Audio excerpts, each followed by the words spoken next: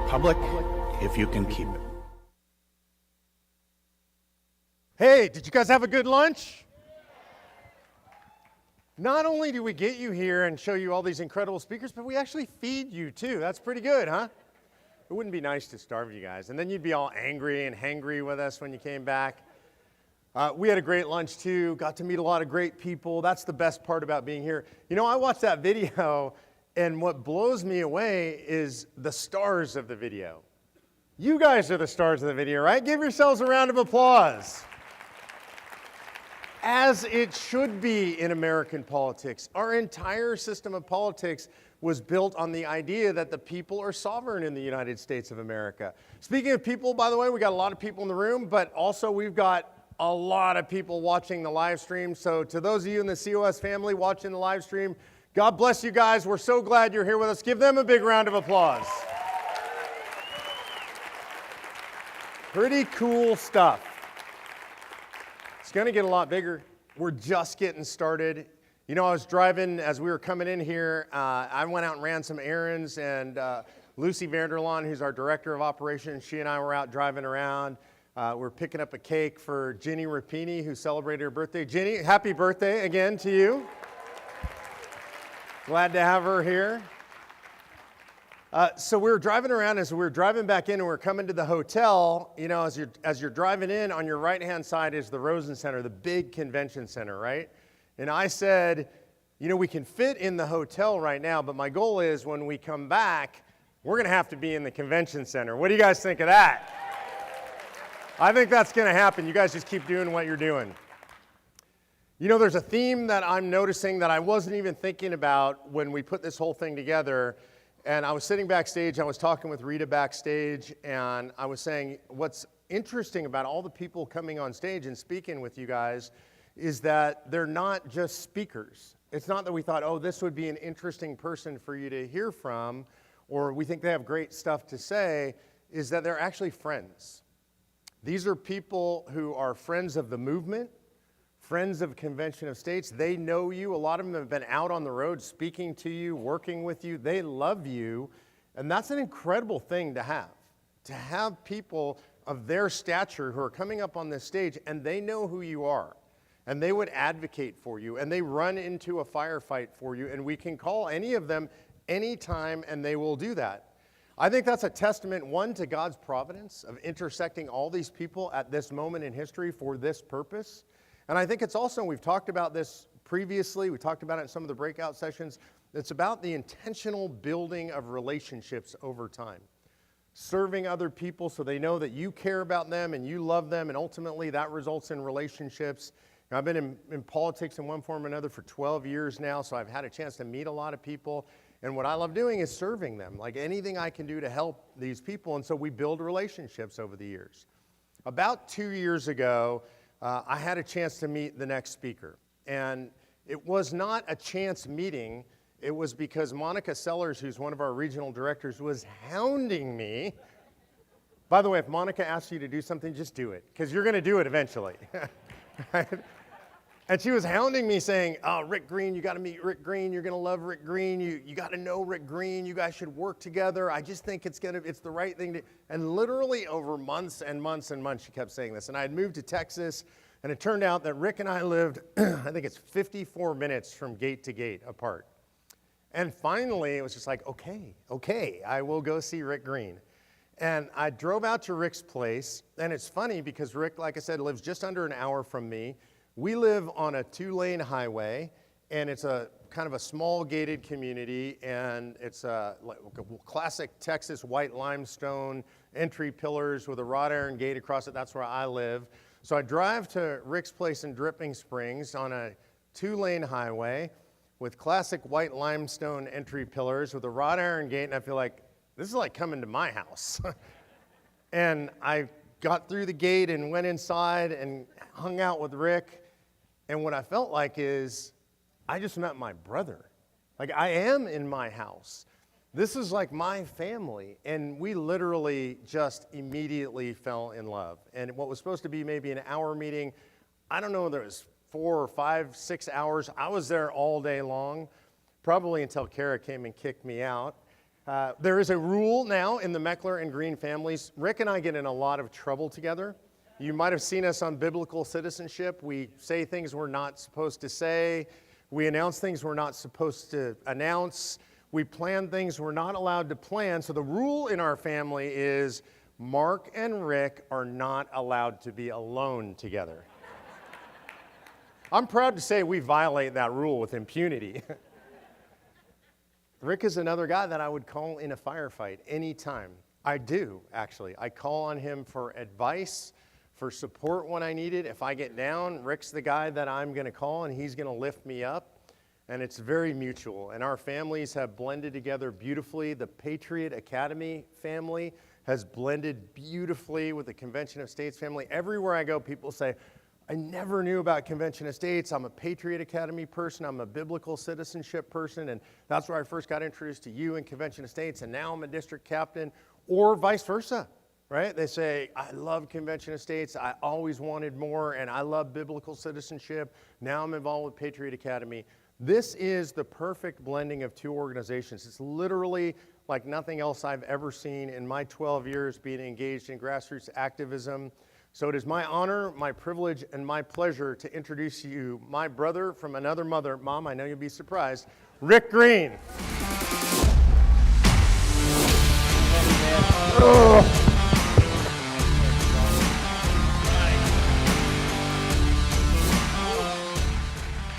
Thank you, Mark.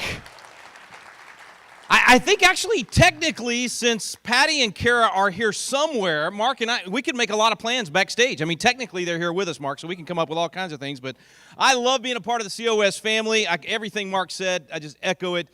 He really is a brother from another mother. And I am so excited that my son, Reagan, who's actually right here sneaking off the stage as we go, that my son Reagan and my soon-to-be daughter-in-law Faith are now working for COS and getting the chance to learn under Mark and Patty, and now Mike Ferris and the Ruthenbergs. I mean, what an incredible team. And anybody that's a parent, you want to make sure your kids are getting good examples and learning from good examples. And I can't think of a better place or somewhere that I would want my kiddos to be learning from than Mark and Patty and their team. So it's great to team up with y'all. All right, so for our limited time, I'm just going to ask you guys, just jump in the Green family time machine with me. There's enough room for everybody to get a seat. So everybody get in the time machine. We're going to go back in time to New York City on 9/11. Now, it's not the 9/11 you might immediately think of, especially since we just had the anniversary, but it's actually long before that. Now, I frankly think we should stop off more often at 9/11/2001 and remember what happened. Too often today we have forgotten those things. Right after 9/11, if you remember, in fact, we had this renewed patriotism in America. It was actually a healthy response to what had happened. We stood together, red, white, yellow, black, and brown, didn't matter. We weren't hyphenated Americans. We just stood together and said we're fellow Americans and our nation's under attack and we want to defend these values. And that renewed patriotism was good, but it didn't last very long. And I would argue today that as the shock of 9/11 is now just a part of history, that instead of renewed patriotism, we need informed patriotism. A patriotism not born out of fear because we've been attacked, but a patriotism born out of an understanding of who we are and what we have, so that when we wave that flag, we understand why that flag is in fact worthy of being waved. So I hate to skip over 9/11/2001, but for this afternoon I want to go all the way back 225 more years to 9/11/1776. And the scene before us as we get out of our time machine is a little tent, and it's actually the first special forces in America. George Washington put together Captain Tom Knowlton's group and our Colonel Tom Knowlton's group, and their job was to do some things that other people might not be willing to do. The scene that is before us is actually right after the British have already attacked at Staten Island. They defeated us at Long Island, and now Washington's dug in. He's trying to figure out, how do I keep from losing all of New York? And as he's trying to figure out what to do, he knows that he needs information, he needs intelligence, he needs to know what's going on the other side of the enemy lines. He needs a spy. Well, back then, if you were a spy, you were the lowest of the low, the dredges of society. And he needed someone that would step up and volunteer. So Knowlton has gathered his men in the tent, and he's trying to get someone to volunteer to sneak across enemy lines and get the information that they need. No officer there is willing to do so. One of them even says, I'm willing to be shot in battle. I'm not willing to be hung like a dog. And so Knowlton turns to leave. He thinks he's failed in his mission. He's not going to be able to tell the general that he's found someone. But as he turns to leave, there's this kid that has shown up late to the meeting because he was sick with a fever. The youngest of all of the officers there, he raises his hand and says, I will undertake the mission. Now, this kid's 21 years old. You know his name. It's Captain Nathan Hale. Well, Captain William Hall walks him outside and says to him, you can't do this. This is an impossible mission, first of all. You're terrible at lying, so you're going to be an awful spy. But if you do this, your family's name will be ruined. You're likely to get caught and be hung. Even if you succeed, your family name will be ruined. There's no honor in this. And according to William Hall in his writings later, he said that Nathan Hale said to him, the general needs me, the cause needs me. There is honor in answering the call for freedom. And so he dresses up as a teacher. He sneaks across enemy lines. He gets all the information, the troop movements, the fortifications, stuffs it all down in his boot. He's trying to get back across. He's captured. Well, the evidence is on him. There's no getting out of this. He's busted, and they sentence him to death. He's going to be hung the very next morning. That night, he asked for a member of the clergy. He asked for a Bible. He's refused all of those things. Next morning and throughout the evening, I guess he just somehow found the resolve to do the one thing left that he could do. And right before they hang him, they give him a chance to have some last words. And he gives he had actually been a great orator at Yale, where he went to college studying for the ministry. And so he gives this great speech, reciting from Joseph Addison's Cato, essentially giving the reasons for the American cause. And these British troops that are there, they start heckling him. They say, you're throwing your life away. You're wasting your life. And Nathan Hale responds with those words we've all heard. He says, my only regret is that I have but one life to give for my country. There's 4 different written accounts of what happened that day. Several of them say that he said, I have but one life to lose for my country. Some say one life to... The point is, he was willing to give up his life for the cause and would have been willing to do it again. One life to give. I don't know if you're 8 or 80 in this room, but we've all got but one life to give. And the question we've got to ask is, for what will you give your one life? What are we willing to lay down our lives for? As you ponder that a little bit, let's fast forward a few weeks to the week before Christmas that same year in 1776. And this time we're going to get out of our time machine and we're going to kind of sneak over to this guy that's writing right around, he might have been inside a little cabin with candlelight. I kind of envision that he was probably sitting around the fire and looking around at little fires with troops around them and at just taking in the devastation that we're experiencing at this point. Not only did we lose at Long Island, we lost at Fort Washington. We're at a point where Washington's troops have deserted him. 90% of them have deserted. He's gone from 25,000 down to about 2,500. The cause is essentially over. No nation is willing to help. Most Americans have given up on the cause. And yet, somehow this kid decides to write these words. So just imagine we're looking over his shoulder and we're watching as he writes these words 1 week before Christmas, 1776, when it's pretty much all over. He says, these are the times that try men's souls. The summer soldier and the sunshine patriot will in this crisis shrink from service to his country. But he that stands it now deserves the love and thanks of man and woman.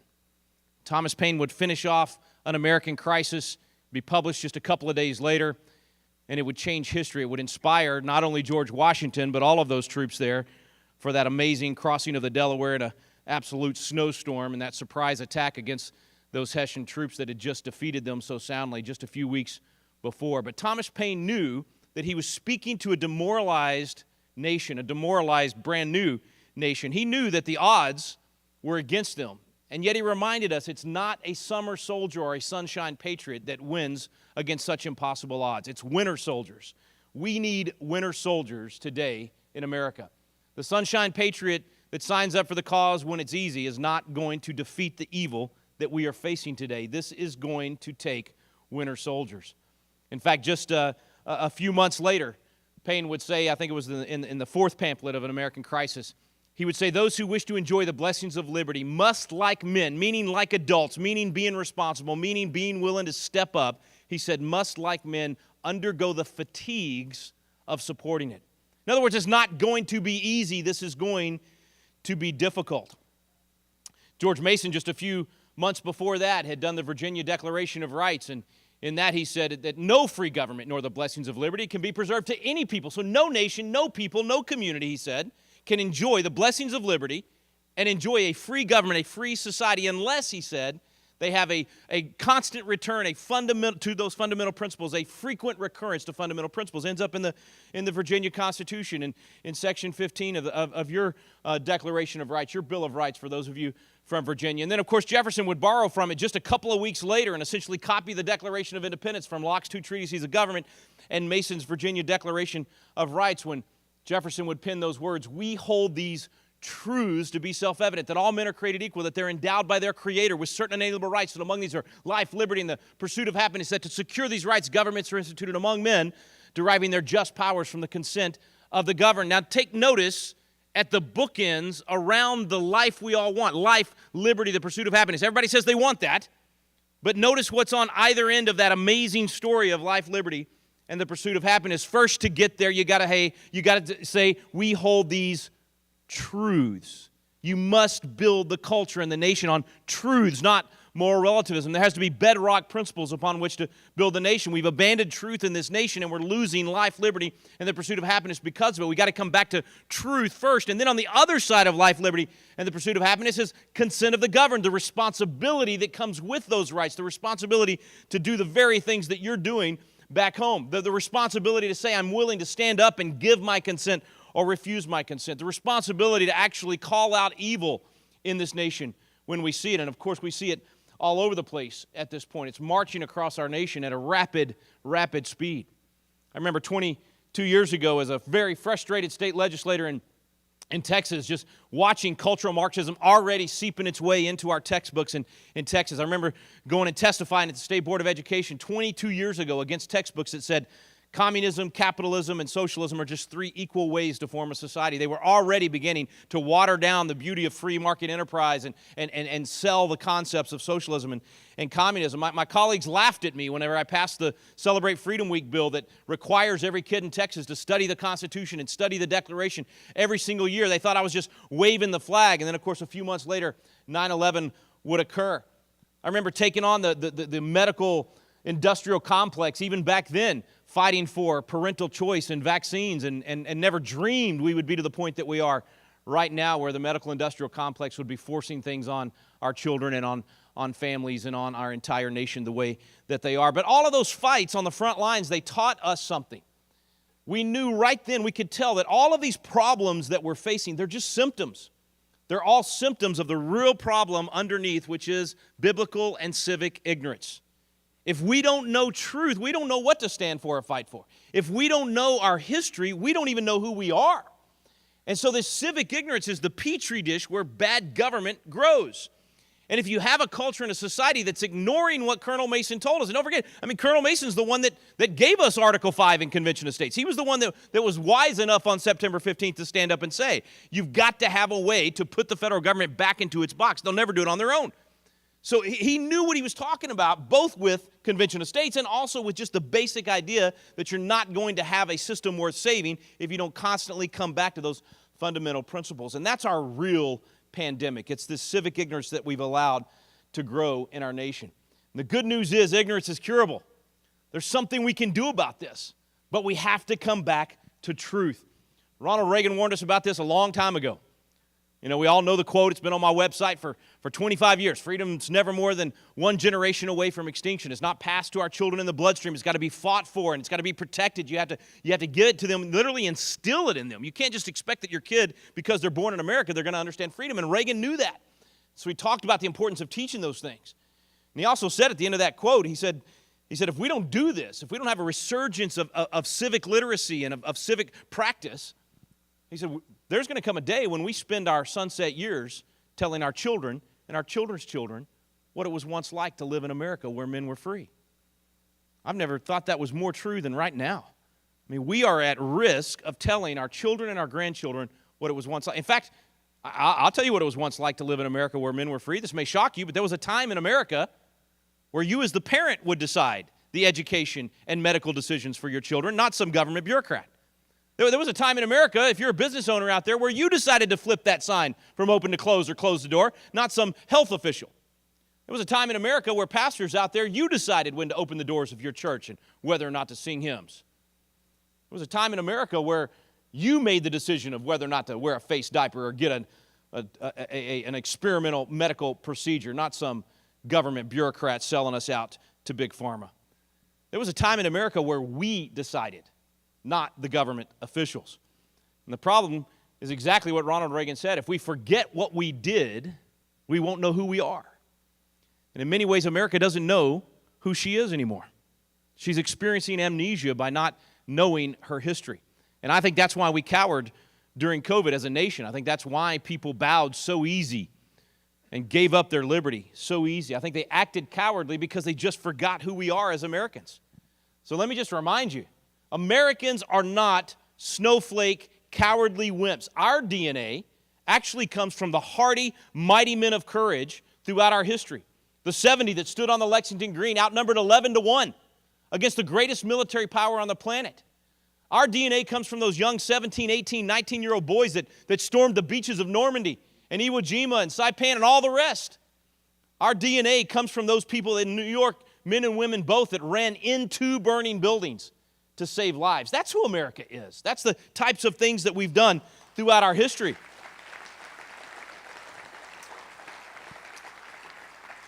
You think about those stories and you say, that's who we are at our core, and we've got to shake our fellow Americans out of their slumber and out of this trance where they're being led by fear. You remember what Ronald Reagan said when the space shuttle exploded in '86? He said, the future does not belong to the faint-hearted, it belongs to the brave. And America will no longer be the land of the free if we don't again become the home of the brave. We've got to be willing to say we're not going to play it safe all the time. I'm so sick of this safetyism that's killing America. Everybody's playing it so safe. We've lost our adventurous spirit. We've lost our willingness to take risk. I drove by a hardware store just the other day, and the marquee sign said, "Safety is our highest value." Safety is our highest value? Friends, if your value system is that screwed up, and safety's your highest value, you'll cower in the hallway with your ballistic shield and bulletproof vest along with dozens of other officers while a maniac is murdering children on the other side of the door.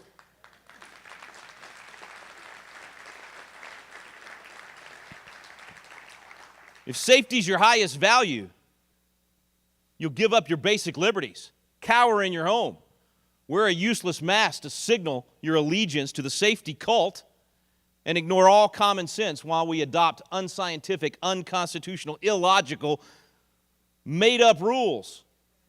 Literally made up by this little elf, as Ron DeSantis would call him. That's my favorite quote of Ron DeSantis for the last 2 years. He wanted to kick that little elf across the Potomac. I was like, yes, man, go for it. But if safety's your highest value, then you'll bow to the cult in order to save your life and to live in this supposed safety. You know, Ben Franklin is credited with this. We don't really know for sure, but in 1755, there was a letter from the Pennsylvania Assembly to the colonial governor, and in that letter we get that famous quote everybody's heard, "Those who would give up essential liberty to purchase a little temporary safety deserve neither liberty nor safety." And I would argue if you're willing to give up your liberty for even just a perceived safety, it's not even a real safety, it's a perceived safety, then you're going to lose both liberty and safety. My point is this, that the American story, that we're going to hear from David Barton a little later on American exceptionalism, there is no part of American exceptionalism that happened because Americans played it safe. Every part of the American story and American exceptionalism happened because they pursued virtue and they pursued truth and they were willing to risk whatever it took in order to lift up those virtues instead of just playing it safe. I mean, Spanish flu was 25 times more deadly than COVID-19, and we managed to win World War I and not shut down our cities. I don't know how they did it. With Spanish flu, kids were getting it in the morning dead at midnight, far higher case fatality rate, and somehow America survived without the little stickers that say stay 6 feet apart. I don't know how they did it. I don't know how they survived without $10 trillion bribing people to stay home, dumping on, somehow, some way, they managed to survive and come out of all of that even stronger than before. Why? Because they held on to their principles and they recognized government jurisdictions. The federal government did nothing with Spanish flu, didn't spend a penny, not a single penny. President of the United States didn't even mention Spanish flu, even though he had it. Why? Because they understood that's not a federal responsibility. Back then, we followed the Constitution and recognized those jurisdictions. So we got to stop playing it safe. I realized this when I was in Nevada a couple of years ago. In fact, it was right before Mark and I went and filmed it at Independence Hall, and we were doing one of our constitutional defense courses, and folks had come in from all over the nation, and it was the first event during COVID. This was September 2020, and we had to sue the governor of Nevada just to be able to do our class. He wanted us to be out in 113-degree weather out on the range with masks on, and 6 feet apart from people that had never touched a gun before us. We're teaching them how to, doesn't sound very safe to me. But anyway, we sued him, and we were able to do our class. People are coming into the classroom crying, because everybody had been 5 months without fellowship and being able to be around people. It was an incredibly powerful event. And at the end of the event, my boys are driving back to Texas. They drove 25 hours each way for this class every month because I raised my boys right. They refused to wear a mask. And so they drove 25 hours in order to go to this class. I had to get on a plane to go to California to do mission work behind enemy lines. And I get out there, and I'm going to do this class out there. So I'm flying to California. The boys are driving back. You know how when you split with your family, you always say, be safe, safe travels, whatever it might be. And I typed that, be safe, as I'm about to get on the plane. And I looked at it, and I said, I am so sick and tired of being safe. Safetyism is killing America. And I said, no, we're not going to be safe. It's destroying America. Delete, delete, delete, delete, delete. And I said, be dangerous.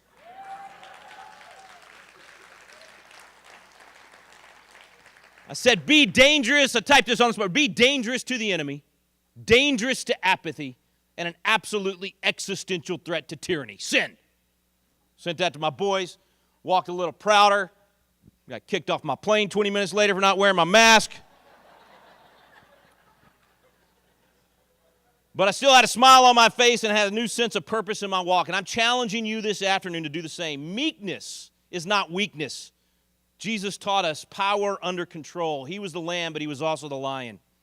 And we need the ability to be dangerous to those who oppose liberty. We've got to defend the defenseless. We've got to be a terror to the terrorist. And we've got to stand in the gap even for those so clueless they don't even realize we're at war right now for the heart and soul of America. We're fighting for them as well.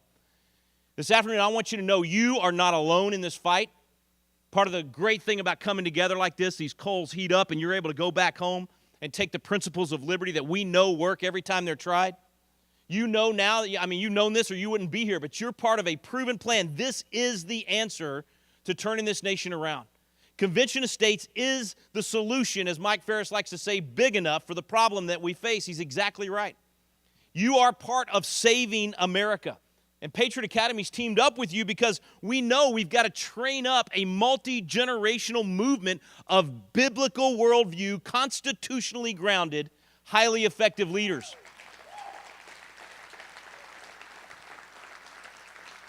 We're basically talking about being the men of Issachar. You remember in the Bible it talks about the men of Issachar? They understood the times and they knew what to do. See, we can't be, unfortunately, there's a lot of churches out there where, the pastors, their theology is about as skinny as their jeans. It's not good.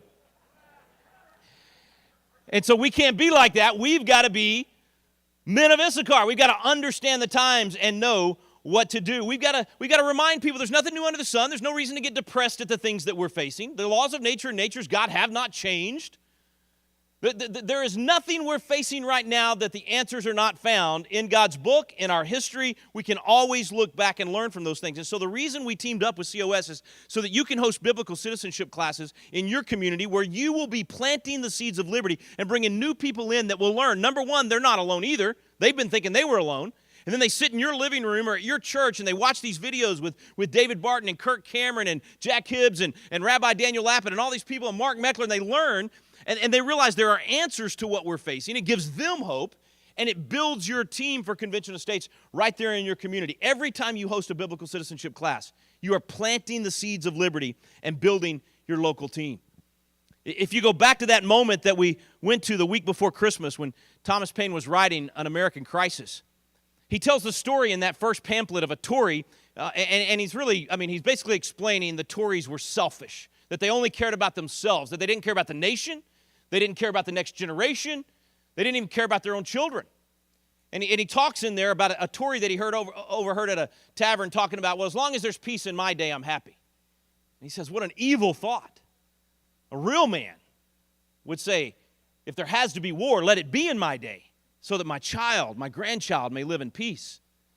And so he talks about how the Tories only cared about themselves. And actually after reading that, I said, I'm going to stop asking people, what is your freedom worth?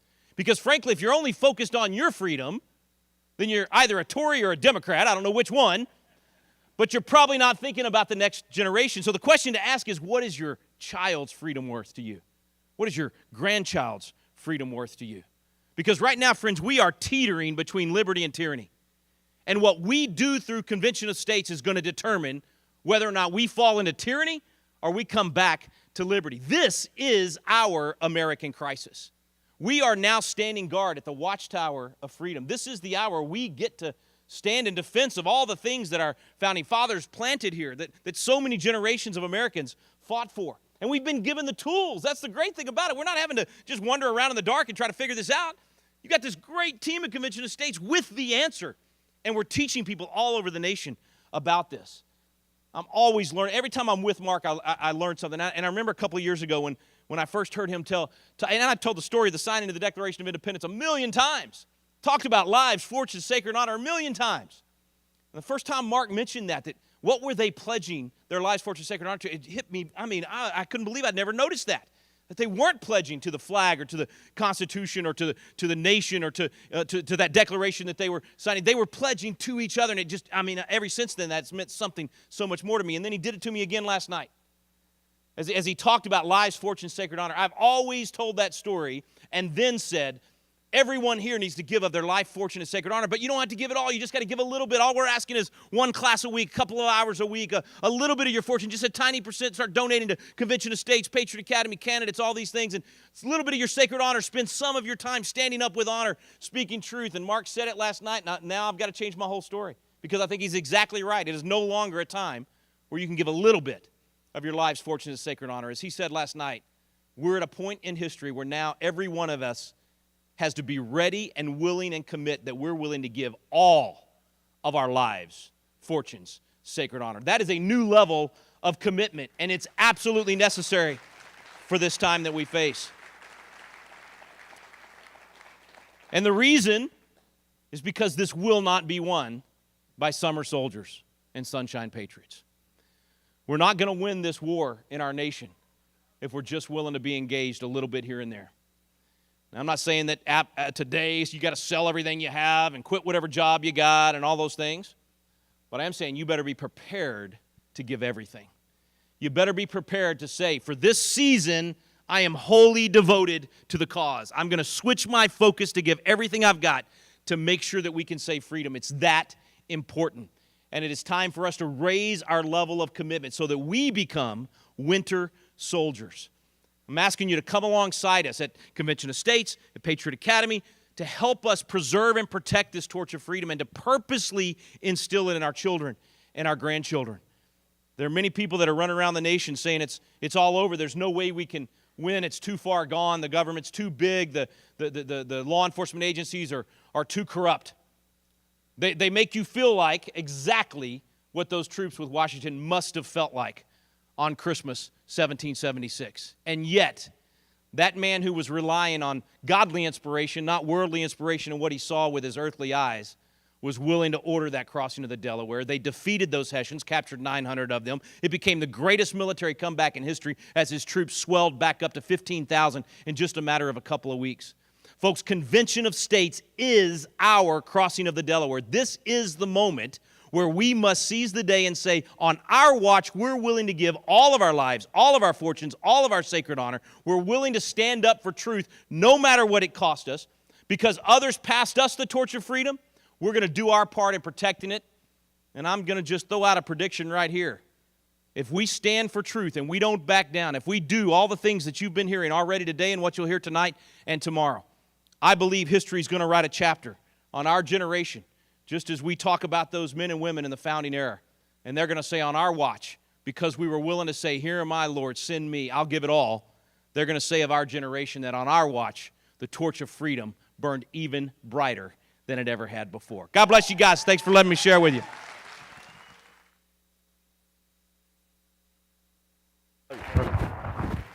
Ladies and gentlemen, Rick Green.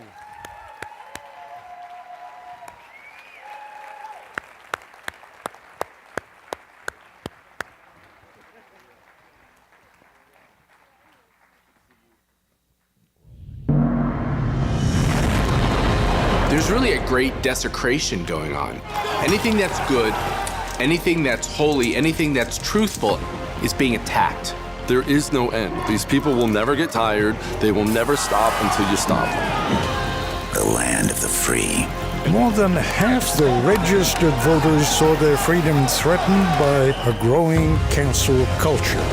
Under siege by an enemy from within. The Black Lives Matter movement is a Marxist organization. We will burn down this system and replace it, all right?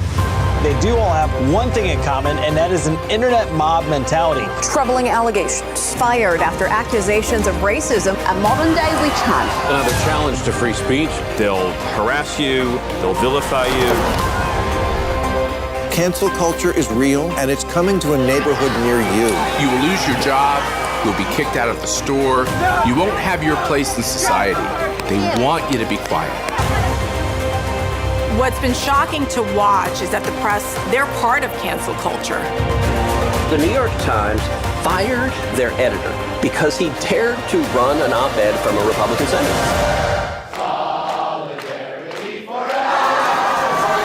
Ultimately, they don't want to debate. Free speech is unhelpful to them. I don't think parents should be telling schools what they should teach. Calling parents domestic terrorists. This is an unlawful arrest. I have a First Amendment right. If we take over these school boards, we can combat the ridiculousness and the racist aspects of critical race theory.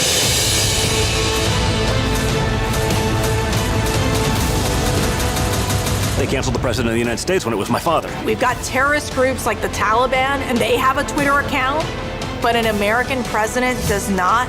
This week, Twitter and Facebook under fire. Mr. Dorsey, who the hell elected you and put you in charge of what the media are allowed to report? We cannot sit back.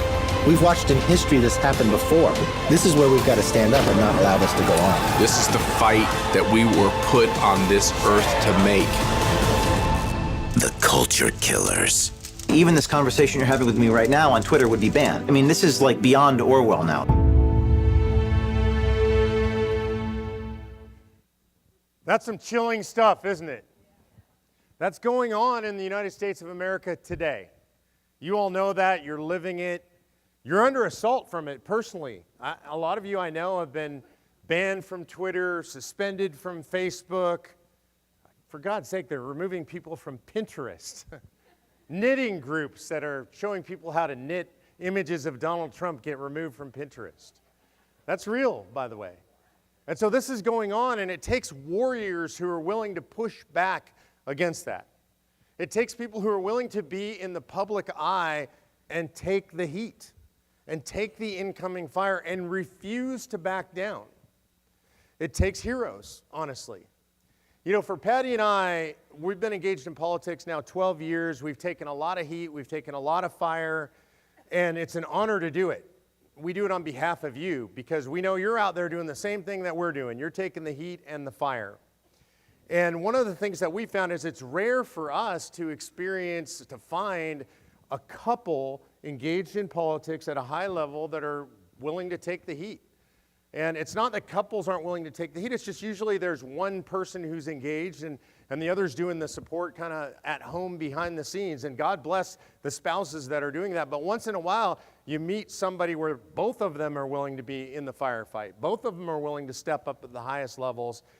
And this couple have become good friends of ours. They're entirely unique. You might notice a theme, again, relationships and friendships and people who will be in the fire with you. And the thing I can tell you about Matt and Mercedes Schlapp, they become friends of ours. If we call them, they come. If we need their help, they help, and we would do the exact same thing for them. CPAC is the premier conservative event in the nation. Patty and I were at the last CPAC in Dallas. They treated us like royalty, beyond anything we could possibly deserve. We owe a great debt of gratitude and thanks to our dear friends, and now your dear friends, Matt and Mercedes Schlapp.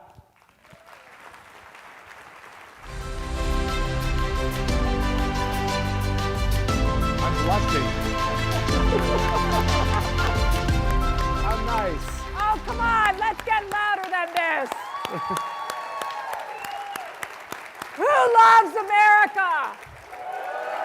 Who's here willing to fight and save this great country? Well, let me tell you, it's a full-time job, but thank God you all are here. And we are so blessed to be with you and so blessed to be with Mark and Patty, who, as Mark mentioned, really have become dear friends. We do realize that, guess what? There are a lot more of us than there are of them. I'm not used to somebody saying so many nice things about me, so I'm really kind of off my game. Mark and Patty really are unique people. I've already seen so many familiar faces from this great fight that we're all in together, this fight to save our country, to refound our country, to teach our kids and our grandkids that this is a God-blessed country, to try to reignite the spark in our country and amongst our fellow citizens that America's worth fighting for. And they've somehow knocked that out of us. And it's because of people like you that I have to say I'm pessimistic about a lot of things. I'm not pessimistic about America's future. I'm concerned about the long term because they've done so much to destroy the foundations.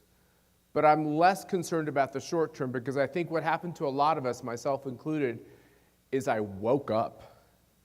I was in a haze.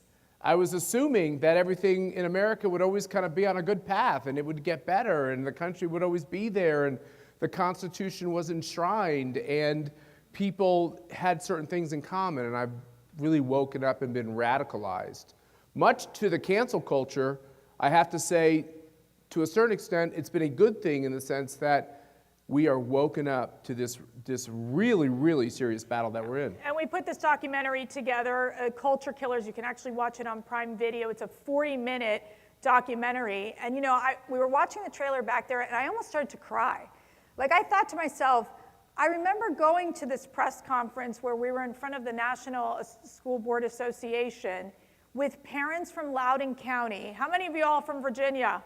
Where are my Virginia people? Yay! And by the way, you guys all saved the country. You all saved you did. that state. And quite frankly, those women that went up there, these parents didn't want to get politically involved. We know that. They wanted to raise their kids quietly, have them go to a safe school, and then all of a sudden, they were put in the front of the line to basically say, you need to stop indoctrinating our children. You need to stop with this whole gender radicalization at the age of 5. You need to stop with critical race theory. I remember these parents would go up there with their notes and their hands were shaking, telling these horrific story of pornographic books being included in school libraries where they couldn't even talk about what was in the books because the school board members would say, nope, that's too much. But yet you're letting our kids read it. And so thank God for those parents who saved that state, and I believe will be saving America in this next election. But let me tell you a phenomenon that's happening, and you all need to be very, very open to this. They're not going to call you patriots, the left. They're going to call you far right. You read every single news article right now. We'll take the Brazilian election of Bolsonaro against Lula. Literally, the words they use is Bolsonaro's far right, Lula center left. The first woman Italian prime minister, far right. Let me make this clear. If you believe in borders, how many of you believe in borders in a nation? If you're pro-life, if you believe in family structure, intact family structures, if you believe even in lower taxes, you know what they call you? Far right. And you know what they did for these Latina women who are running now in many of these wonderful districts like Mayra Flores, Yesli Vega? These are superstars in the conservative movement right now. They call them far-right Latinas for being pro-America, pro-life, and pro-family. So this is what we're facing, is that it is no longer that we're conservatives or patriots. The left, they are going to bully us and target us and call us horrific names as they have done for the past several years. And it is our job to fight back against these elites, fight back against this liberal media that continues to try to define us and fight back against a president who has told every single MAGA Republican, including Grandma Sue, who's his mom, and Abuela Maria, which is my mom, to basically say, you all are fascist. That is not acceptable here in America, and we have to make sure that they are stopped in their tracks.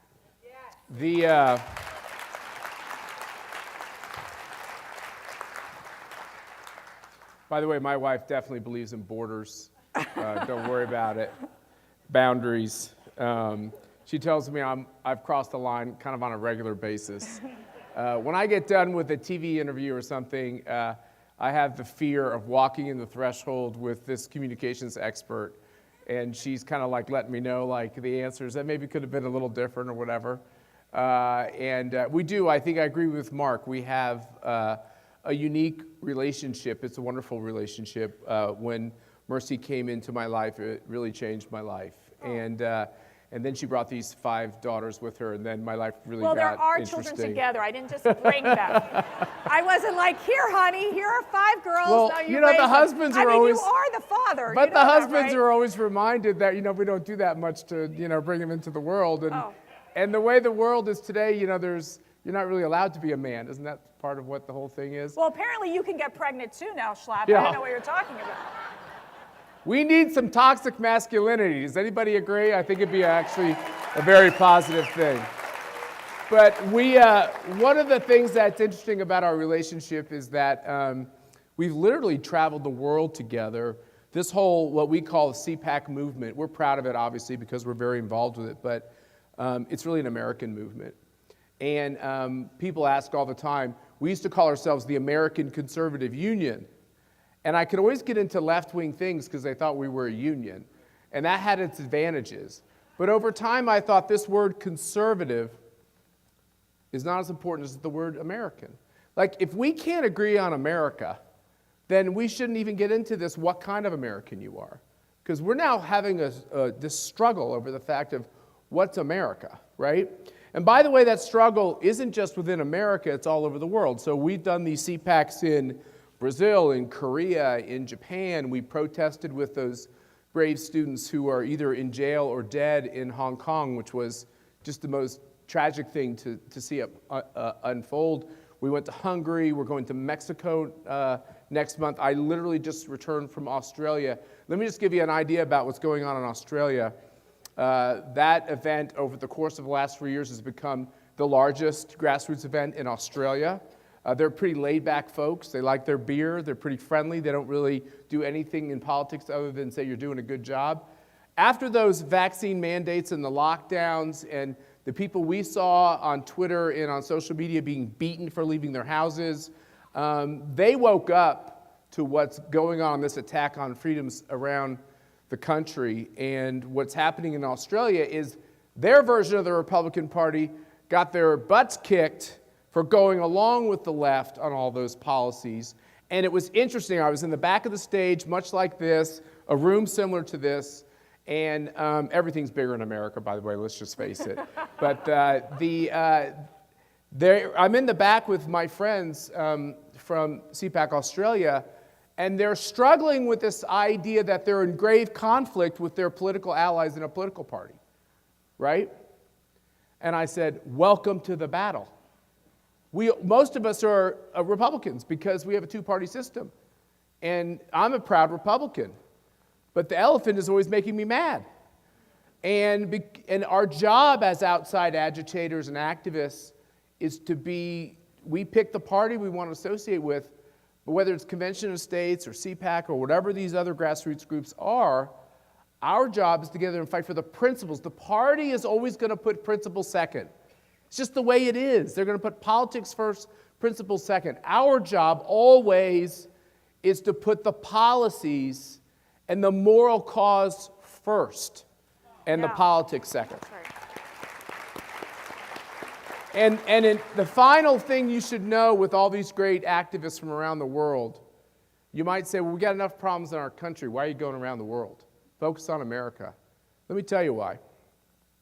The whole world is in this fight with us. Everybody who loves freedom, everybody knows that God put him on this earth for a reason, is rooting for all of you in this room. Because they all know if America continues to slide, they are all doomed. You have a lot on your shoulders, and that's why I say together, we're going to turn this thing around. In this, the globalists, they have their, New World Order. They the have World Economic the Forum. World Economic Forum, Davos. And then I think what we have witnessed is this global phenomenon with the conservative movement across the globe. I'll share with you one of my favorite stories. I was in CPAC, Brazil. They were talking Portuguese. I only know how to, I know English and Spanish, that's about it. And then, and all of a sudden you're hearing, la la la la la la la la, fake news. And everyone just goes, ah. And you're just going, you realize that what we're facing here, they're facing across the globe.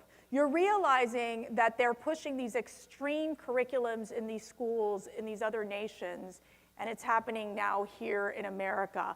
Let me make this very clear.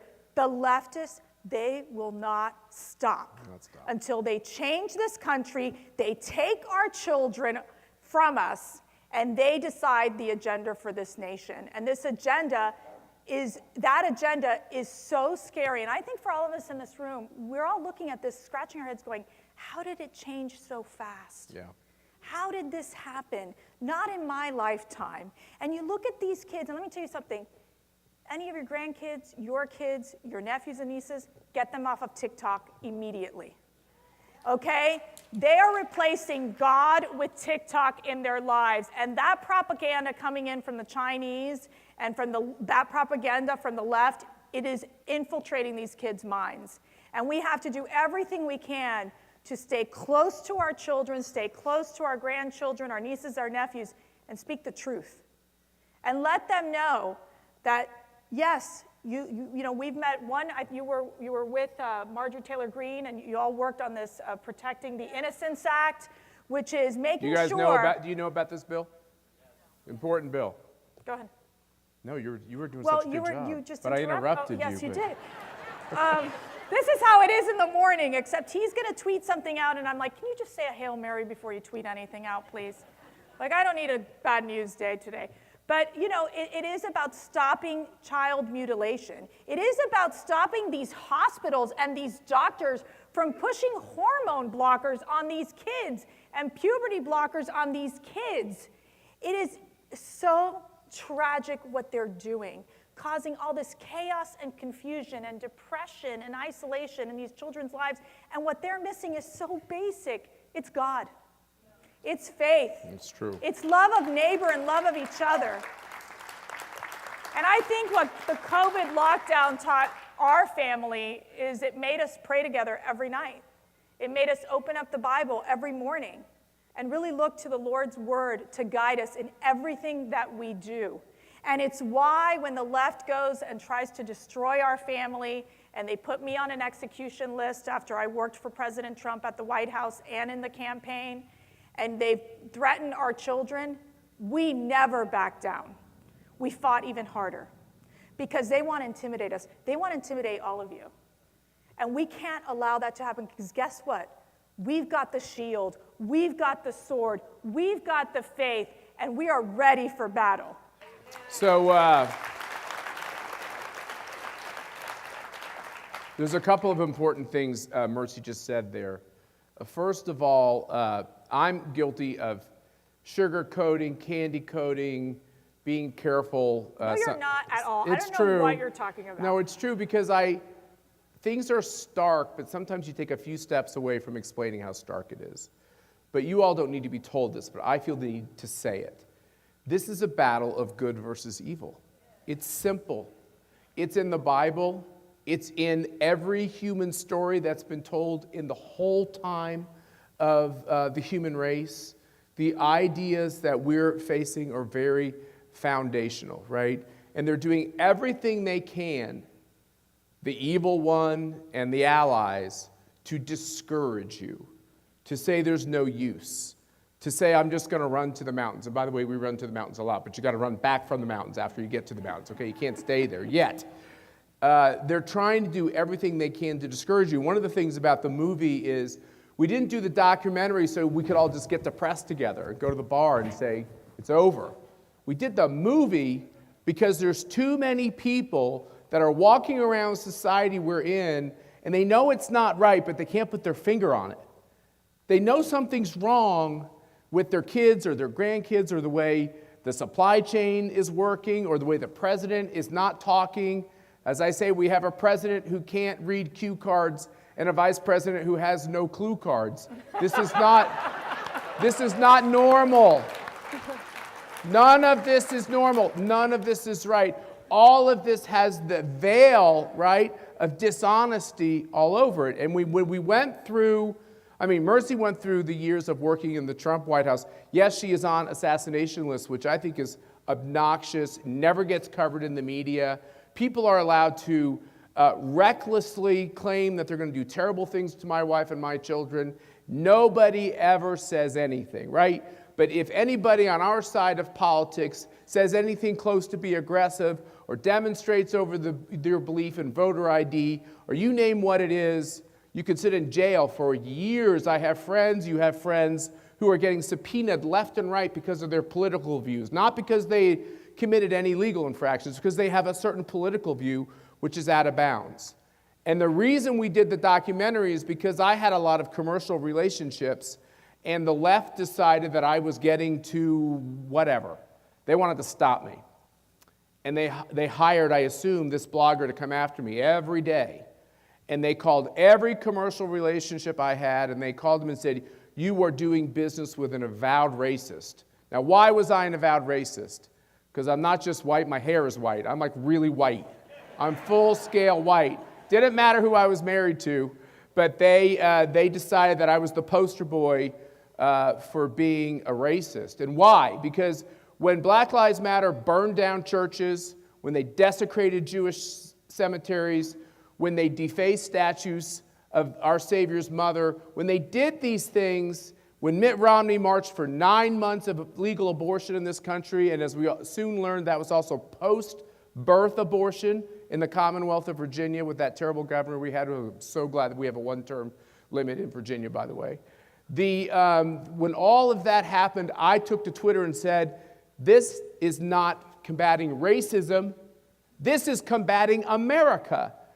They're not trying to heal racism. They're trying to destroy America. And when we lost these commercial relationships, one after the other, these painful phone calls I would get with people telling me like what a terrible person I was.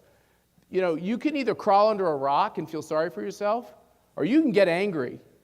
And I got angrier and angrier. It was a good anger, by the way, not one of those angers that's like, I felt the need to say, I'm not going to take this. And one of these people, one of these commercial relationships I had was a longtime friend, like 20 years. And I was sitting in my office, and he said, we have to fire you because we believe in racial equality. And I was like, you really been hanging around with a bigot for 20 years, and you waited till now to tell me? And we proceeded to have this very unhealthy conversation. And I got obstinate, and I hung up the phone, and I was sitting there at my desk just like saying, you feel like the rocks are falling on you in our society, don't you? You feel it professionally. You feel it when you're out there talking. It's like nothing's right. And he texted me after the phone call. He said, look, we've been friends for 20 years. I know that that was a hard call, but I hope we can still be friends. And I said, we are not friends. You're trying to destroy this country, and I'm trying to help heal the country. And that is what we were facing. Our friends, our family, the people we live with and everything else, they're ripping the place apart. We have to be equal to that challenge. We have to heal it. We have to bring it together. And we have to get on our knees every day and ask for God's help in the battle. And so part of what CPAC has done, go ahead, let's clap. Let's go, let it all out. Part of what CPAC has done is Matt's team sent a letter over to every single Republican, those who are going to be running for leadership positions, committee, for committee chairman as well, saying, don't meet with these woke corporations. Make a pledge not to meet with these woke corporations unless they change their position when it comes to paying for abortion on demand and all the travel, and they change their positions on voter ID, and they stop this child mutilation and supporting that as well. These woke companies no longer stand for American interests. It is all about trying to belong in this globalist elite world and failing to even listen to their customers. And so CPAC has decided we're taking on the woke corporations. And you Republicans, let me tell you something, the corp companies didn't give a dime to Republicans. Why? Because it was January 6th and they were all insurrectionists, and we can't help you Republicans. And so what do we have to do as Republicans and conservatives? Tell them, change your ways or we're not going to deal with you. That's right. No, I remember one company called me and fired me on January 6th, and they said, we hold you responsible for what's going on at the Capitol. It's literally going on. I was like, I don't know, take a look at me. I'm not exactly like your poster child for a guy scaling the Capitol. I mean, I'm in my house. I don't really know what you're talking about. But the fact is this, they want to slander all of us. And, Walmart came out recently and said they'd pay for 9 months of abortion, and their lawyers are so clever. They made it sound like it was just abortion in certain cases, but it's 9 months, travel, nice hotel room. And one of the people that worked there called a great friend of mine and said, well, you might be pro-life, but the fact is it's unfair for our women employees in red states because they don't have access, basically, to kill their child. And I just thought, this is where these companies are. They love the red state for the lower taxes and the fact that all those employees are nice and they show up on time and they don't steal, right? And it's like they all want to live there and they want to enjoy these states that we have all created. But yet they still want to go to Hollywood and New York City and the Hamptons and bow down to the idol of woke. And here's what I've learned, and Phil Lieberman's sitting here in the front row. Phil, you've helped teach this to me. But when we sent our most recent letter to Walmart, we didn't just send it to the head of government affairs. We didn't just send it to the general counsel. We didn't just send it to the CEO. We did the hard work, and we found every home address from every board member, and everyone got one. And I found out afterwards, this is really great. This makes me so happy. They were having a retreat all together when these letters all hit, and apparently it caused quite a flurry of activity. And that letter has caused a lot of flurry of activity in corporate boardrooms. The question is, it hasn't created a flurry of activity within Republican circles, because they're still trying to figure out, when we get all this power, do we use our power or do we do what we normally do? Cower, ask them to please be nice to us and start giving us money. We actually don't want their money. We actually want the activists. And we need the Republicans, as they come into power, to say, look, it's not that you can't talk to someone or play around of golf with them or you can be friendly to them. Don't do their bidding anymore. Stop. They're wrecking this country apart. Stop being their ally. They're not your ally. They're not my ally. They're not this country's ally. They're what's his name? Hans, whatever his name, from the World Economic Forum. They're his ally. That's whose ally they are. So let's figure out, Václav Klaus, what's his name?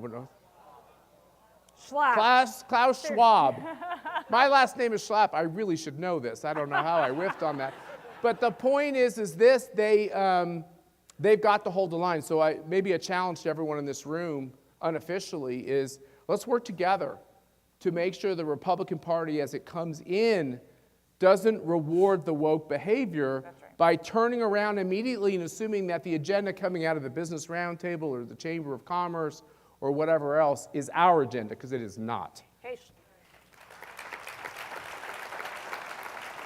Okay, so wrapping up, Matt, I really do follow your political, whenever you're saying what's going to happen in 2022, your predictions. So I want you to share what you think is going to happen in these November elections. I think it's actually kind of simple. I'm a simple person. We try to make everything so complicated in politics. How many cycles in a row have the poll's been wrong? Every one of them? Like 8 years? Yeah. Robert Haley was mentioned. He's an outlier to that. The McLaughlin brothers are an outlier to that. Rasmussen is an outlier to that. Fox is terrible. So I look at these polls. They haven't changed. There was 2 articles, one in the Washington Post, Washington, New York Times. I apologize, yes, I read them from time to time. And this was pollsters saying basically they've tried to tinker with their models, but everyone anonymously said the same thing, or off the record, that they haven't made enough of the changes. So what that tells you is that the reason why polls are wrong, why are they wrong? They're wrong because if you watch our documentary and you see, if you can literally lose your job because you go to a pro-life church, what's going to happen when you get on the phone and say you're voting for some madman like Blake Masters or something? You know, we all know what's going to happen.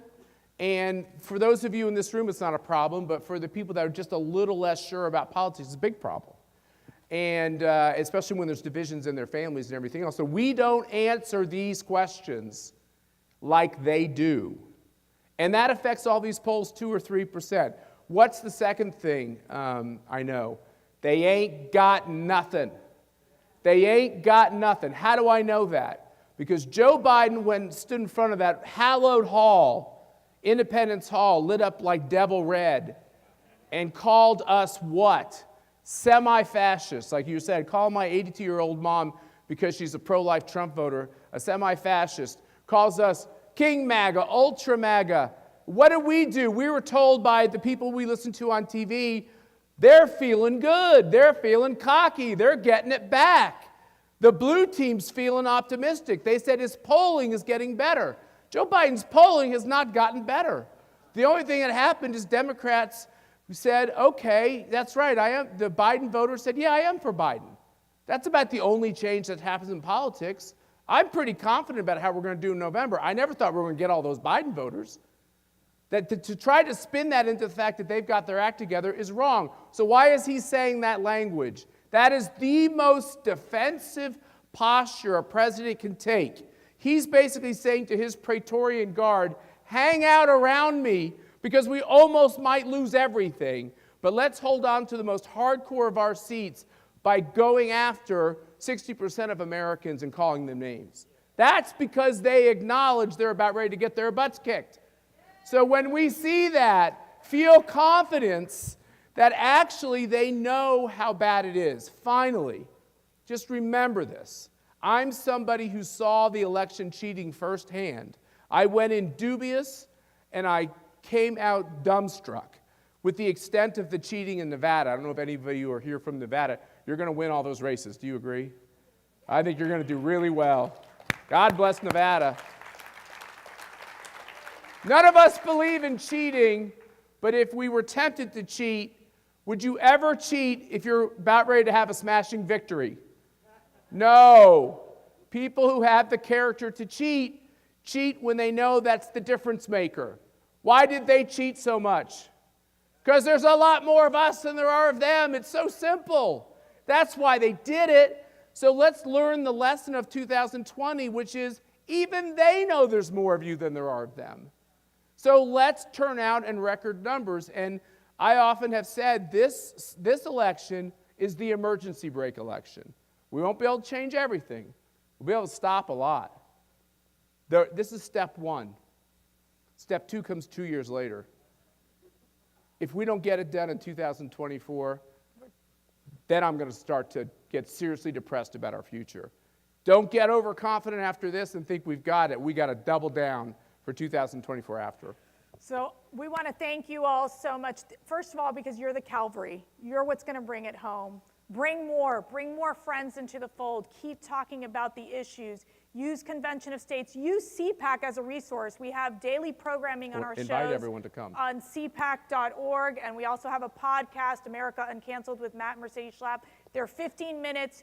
Get quick politics. KT McFarland is joining our programming too. We're expanding our programming. Make sure you have all the facts you need to keep making the cases, because the people, they trust you. The voters trust you. You are the game changers. You are the ones who will deliver these victories in these states. And so you have all of our love, our prayer, our support to get the job done, because we will be victorious, hence the red dress, come November with a big red wave, because of all the incredible work that you all are doing to make sure that the government stays out of our lives and make sure that the parents and grandparents and our beautiful Americans take back our families and our institutions so that we can make sure that America is not just an America of yesterday or today, but of the future for our children, and that we will continue to be the beacon of hope and freedom in the world. God bless you all. And one final thing. CPAC March 1st through 4th in the nation's capital. Mark and Patty will You're be all there. invited. Come be with us, okay? Great. We're going to be Thank you. celebrating in March. Thank you all. Thanks. God bless. Awesome. Thank you. Perfect. Thank you. Buddy. Appreciate you. Keep up the good work. How does it feel to have Matt and Mercedes Schlapp on your team? Is that awesome? How many of you are going to be at CPAC with me and Patty? Absolutely. All right, the only thing I have to say to you, one announcement.